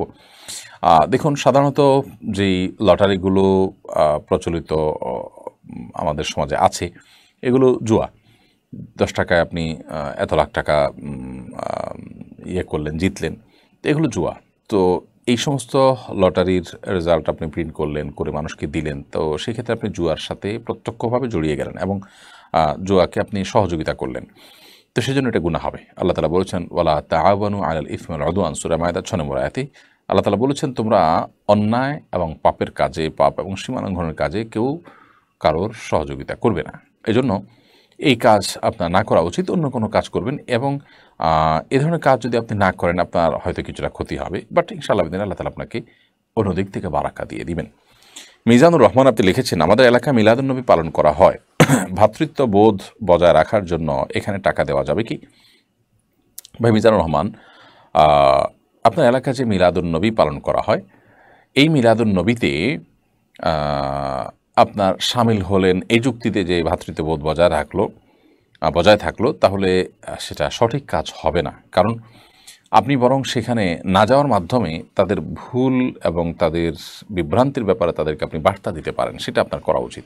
হ্যাঁ, কোথাও যদি এমন হয় যে না গেলে বড় ধরনের কোনো সমস্যা তৈরি হবে, তাহলে সেক্ষেত্রে আপনি নিরুপায় হিসাবে সেখানে গেলেন, কিন্তু ভুলটাকে ভুল জেনে গেলেন এবং সম্ভবত তাদের নাসিহা করলেন, বা তাদেরকে আপনি মন্দ কাজ থেকে সরায় আনবেন সে পরিকল্পনা আপনার মাথায় আছে, তাও সেটা হতে পারে। বাট জাস্ট ভ্রাতৃত্ববোধ বজায় রাখার জন্য যদি আপনি এটা করেন, তাহলে ভ্রাতৃত্ববোধ বজায় রাখার জন্য তো অন্যান্য গুনাহের কাজগুলো করা আমাদের জন্য হালাল হয়ে যাবে, ব্যাপারটা সেরকম না। আব্দুল কাদের আপনি লিখেছেন বাবা মারা যাওয়ার পর যদি মা নিজ ইচ্ছায় অন্য জায়গায় বিয়ে করেন, তাহলে মায়ের সঙ্গে কীরকম ব্যবহার করা উচিত? দয়া করে জানাবেন, এটা আমার জীবনের জন্য খুবই গুরুত্বপূর্ণ। ভাই আব্দুল কাদের, বাবা মারা যাওয়ার পর মা যদি অন্যত্র বিয়ে বসেন, তাহলে সন্তান হিসেবে আপনি মার সাথে সুন্দর আচরণ করবেন। এবং বাবা মারা যাওয়ার পরে মা অন্যত্র বিয়ে করাটা এটা তার অধিকার। তিনি বিয়ে করতে চাইলে সন্তানদের সেখানে বাধা সৃষ্টি করা, এটা তাদের অন্যায় আচরণ এবং মায়ের প্রতি জুলুম। আমরা বেশিরভাগ সন্তানরাই এ সমস্ত ক্ষেত্রে স্বার্থপরের পরিচয় দিই, অর্থাৎ দুঃখিত, বাবার জায়গায় যদি মা হন, মায়ের জায়গায় বাবা হন, একই আচরণ আমরা দেখতে পাই। অর্থাৎ মা মারা গেছেন, এখন বাবার এই বয়সে একজন সঙ্গী দরকার হয়, একান্তে কথা বলতে হয়, কারোর সাথে সময় কাটাতে হয়, তার বিশেষ কিছু বিষয় আছে যেগুলো আসলে সঙ্গী ছাড়া কঠিন। তো এই টাইমে তার বিয়ে করার প্রয়োজন হয়, কিন্তু আমরা জমির ভাগ অন্য কেউ নিয়ে নিবে বা আপনার সমাজের মানুষ কি বলবে, এই সমস্ত কারণে আমরা বাবাকে বিবাহ থেকে বঞ্চিত রাখি। এটা বাবার প্রতি আপনার দায়িত্বশীলতা হলো না, এটাকে বাবার প্রতি ভালোবাসা হলো না, এটা হলো স্বার্থপরের মতো আচরণ করা। যে বাবা এত কষ্ট করে আপনাকে মানুষ করেছেন, একই কথা মায়ের জন্য প্রযোজ্য, যে মা এত কষ্ট করে মানুষ করেছেন, এখন তিনি অন্যত্র বিয়ে বসতে চাইলে আপনাদের সন্তান হিসাবে প্রত্যেকের ইতিবাচক দৃষ্টিভঙ্গি রাখা উচিত এবং সহযোগিতার মানসিকতা থাকা উচিত। এমডি শামীম আল হাসান আপনি লিখেছেন, এমডি শাইমুম আল হাসান আপনি লিখেছেন নামাজে মন বসে না, কি করব? নামাজে মন যদি না বসে, তাহলে সেক্ষেত্রে নামাজে মনোযোগ সৃষ্টি করবার জন্য অনেকগুলো উপায় আছে। আমরা সালাতে বা নামাজে মনোযোগ সৃষ্টি 30টি উপায় নামে একটা আর্টিকেল অনুবাদ করেছি, যেটি লিখেছেন সৌদি আরবের সাবেক গ্র্যান্ড মুফতি শেখ আবদুল্লাহ বিন আবদুল্লাহ বিন বাজ রহমতুল্লাহ আলী। তো সেটি অনলাইনে এখনও পাওয়া যায়, সেখান থেকে আপনি 33টি কারণ দেখে নিতে পারেন। এবং এই 33টি কারণ, এটার মধ্যে আবার সংক্ষিপ্ত আকারে আমরা কয়েকটা পয়েন্ট বলতে পারি। যেমন একটা পয়েন্ট হলো যে নামাজে মনোযোগ ধরে রাখবার জন্য আপনি নামাজের যথেষ্ট আগে থেকে প্রিপারেশন নিয়ে অন্য মনোযোগ নষ্টকারী সব বিষয়গুলো থেকে দূরে থাকলেন, মোবাইল টিপি সব বন্ধ করে দিয়ে পিওর শুধু নামাজের জন্য নিজেকে ফ্রি করে ফেললেন, এটা একটা কাজ। আরেকটা হলো যত ধীরে ধীরে নামাজ পড়া যায়, যত সময় নিয়ে রুকু সিজদা দাঁড়ানো এই কাজগুলো করা যায়, আপনি নর্মাল যে সময় নেন তার চেয়ে ডাবল সময় নেন, দেখবেন আপনার মনোযোগ অটোমেটিকলি চলে আসছে ইনশাআল্লাহ বিদিনিল্লাহ। তৃতীয়ত, নামাজের মধ্যে যে আমরা দোয়াগুলো পড়ি, জিকিরগুলো পড়ি এবং কোরআন আয়াত পড়ি, সূরা পড়ি, সেগুলোর অর্থ আমরা বোঝার চেষ্টা করি, তাহলে সেক্ষেত্রে মনোযোগ ধরে রাখাটা অনেক সহজ হবে ইনশাআল্লাহ তাআলা। এমডি রকিব আপনি লিখেছেন হিন্দু পুরুষ যদি মুসলিম হয়ে মুসলিম মেয়েকে বিয়ে করে এবং হঠাৎ যদি সেই পুরুষ আবার হিন্দু হয়ে যায়, তাহলে কি তার বউ তালাক হয়ে যাবে? হ্যাঁ, এরকম হলে তার স্ত্রী তালাক হয়ে যাবে। কারণ মুসলমান হওয়ার পর তাকে মুসলমান নারী বিয়ে করে এটা তো বৈধ, কিন্তু যদি সে আবার কাফির হয়ে যায়, অমুসলিম হয়ে যায়, মোরতাদ হয়ে যায়, তাহলে সেক্ষেত্রে তাদের মধ্যে বিবাহ বন্ধন আর থাকবে না। কারণ আল্লাহ তাআলা বলেছেন ওয়ালা আবদুম মুমিনুন খায়রুম মিন মুশরিকিন, নিশ্চয়ই একজন ইমানদার পুরুষ একজন নারীর জন্য অধিকতর উত্তম একজন মুশরিক পুরুষের চাইতে। একই কথা প্রযোজ্য বিপরীত ক্ষেত্রেও, সেটা আল্লাহ তাআলা বলেছেন। অতএব স্বামী স্ত্রী উভয়ের কোনো একজন যদি মুশরিক হয়ে যান, মুরতাদ হয়ে যান, ঈমান থেকে খারিজ হয়ে যান, তাহলে তাদের মধ্যে বিবাহের যে সম্পর্ক সেটা আর থাকে না, বরং সেটা বিচ্ছিন্ন হয়ে যায়, বিচ্ছেদ সৃষ্টি হয় এবং তারা অন্যত্র বিয়ে বসতে পারেন যথা নিয়মে যথাসময়ে। এরপরে শাওন রেজা আপনি লিখেছেন, আল্লাহ তাআলার রহমতে আপনার প্রশ্নোত্তর পর্ব দেখে অজানা অনেক সুন্নাহ জানতে পেরে নবী সাল্লাল্লাহু আলাইহি সাল্লামের সুন্নাহ মোতাবেক আমল করার চেষ্টা করছি, আমাদের জন্য দোয়া করবেন। বোন ভাই শাওন রেজা, আল্লাহ তাআলা আপনার প্রতি রহম করুন এবং আমাদের সবাইকে আমল করার তৌফিক দান করুন। আপনার অনুপ্রেরণা আমরা অনুপ্রাণিত হলাম, জাযাকুমুল্লাহ খায়ের। ইভা আক্তার আপনি লিখেছেন, একজন মেয়ে থেকে ছেলে হওয়ার জন্য আল্লাহর কাছে দোয়া করে যাতে সে পুরুষ হয়ে যায়, তার এরূপ চাওয়ার কারণে কি গুনাহ হবে? সত্যিই কি মেয়ে থেকে ছেলে হওয়া যায়? এরকম চাওয়ার কারণে অবশ্যই গুনাহ হবেন। কেউ যদি তার শরীরের মধ্যে তার শারীরিক অবকাঠামোতে এবং জিনগত দিক থেকে মেয়ে হওয়ার পাশাপাশি ছেলে হওয়ার দিকটাও তার মধ্যে থাকে, তাহলে সেক্ষেত্রে যে দিকটা তার ভিতরে বেশি থাকবে তিনি অপারেশনের মাধ্যমে, ট্রিটমেন্টের মাধ্যমে পরিপূর্ণভাবে সেই দিকটাকে বেছে নেওয়া, এটা জায়েজ আছে, এটা ট্রিটমেন্টের অংশ। বাট আস্ত একজন ছেলে তিনি মেয়ে হয়ে যেতে চাইবেন, অথবা একজন আস্ত মেয়ে তিনি ছেলে হয়ে যেতে চাইবেন, এটা গুনাহের কথা। নবী সাল্লাল্লাহু আলাইহি ওয়াসাল্লাম বলেছেন, লা'নাল্লাহুল মুতাশাব্বিহিনা বির-রিজাল মিনান নিসা ওয়া লা'নাল্লাহু আল মুতাশাব্বিহাতু মিনান নিসাই বির-রিজাল। যে সমস্ত পুরুষরা নারীদের বেশভূষা ধারণ করে বা তাদের সাদৃশ্য গ্রহণ করে, তাদের মতো হওয়ার চেষ্টা করে, একই কথায় সে সমস্ত নারীদের বেলা প্রযোজ্য যারা পুরুষদের বেশভূষা বা তাদের সাদৃশ্য গ্রহণ করে, তাদের মতো হওয়ার চেষ্টা করে, তাদের প্রতি আল্লাহ তাআলার অভিশাপ এবং লানত বর্ষিত হয়। তো এরকম একটা বিষয় যেখানে রয়েছে হাদিসে পরিষ্কারভাবে, এছাড়া নবী কোরআনে কারিমে আল্লাহ বলেছেন, লা তাবদীলা লিখালকিল্লাহ, আল্লাহ সৃষ্টিতে পরিবর্তন করা যাবে না, কিয়ামতের আগে অনেক কিছুই ঘটবে।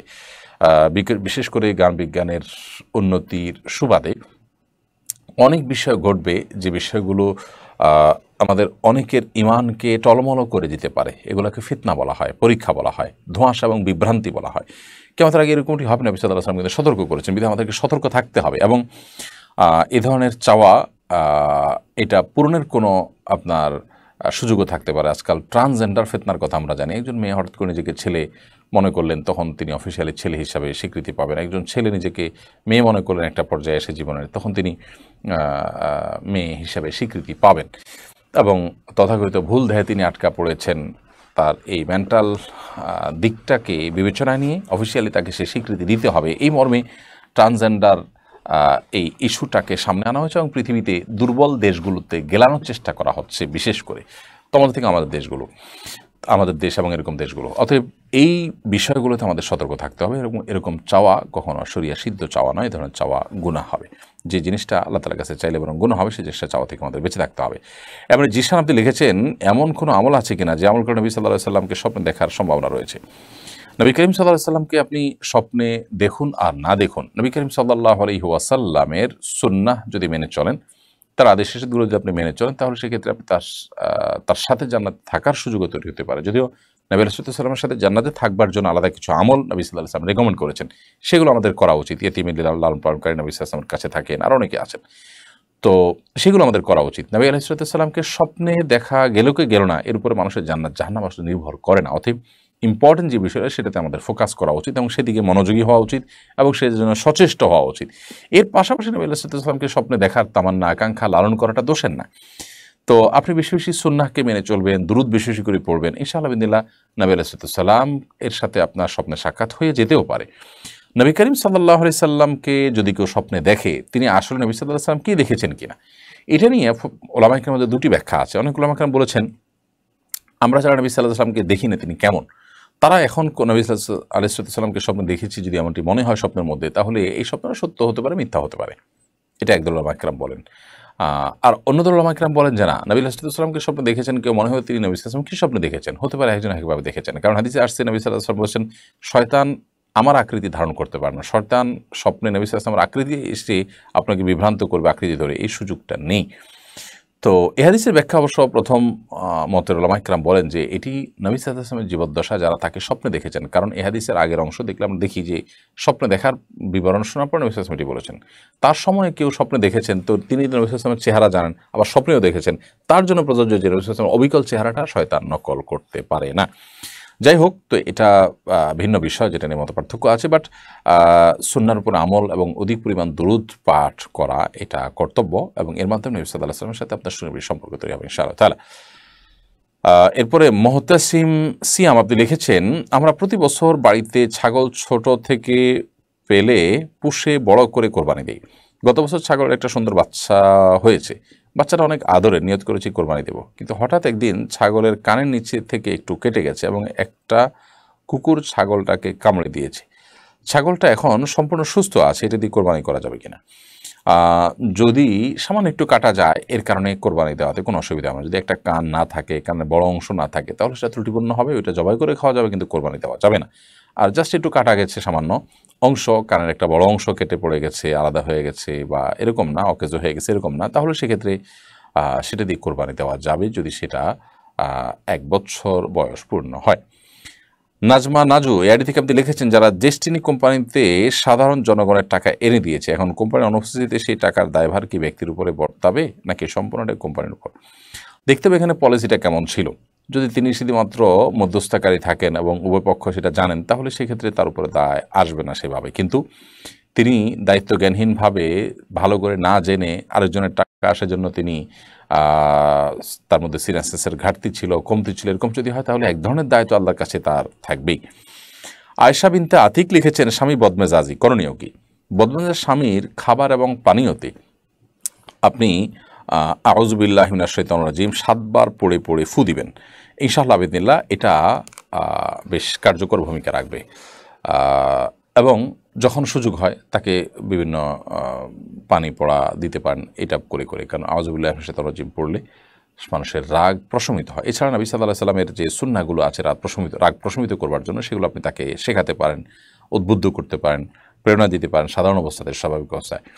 এবং যখন রাগ উঠে আপনি দূর থেকে যদি আউযুবিল্লাহি মিনাশ শাইতানির রাজিম বলেন, অথবা তাকে শুনিয়ে বলেন যাতে তিনি বলতে পারেন, যদি এটা তিনি অনুসরণ করেন ইনশাআল্লাহ বিদিনিল্লাহ তার রাগ প্রশমিত হয়ে যাবে।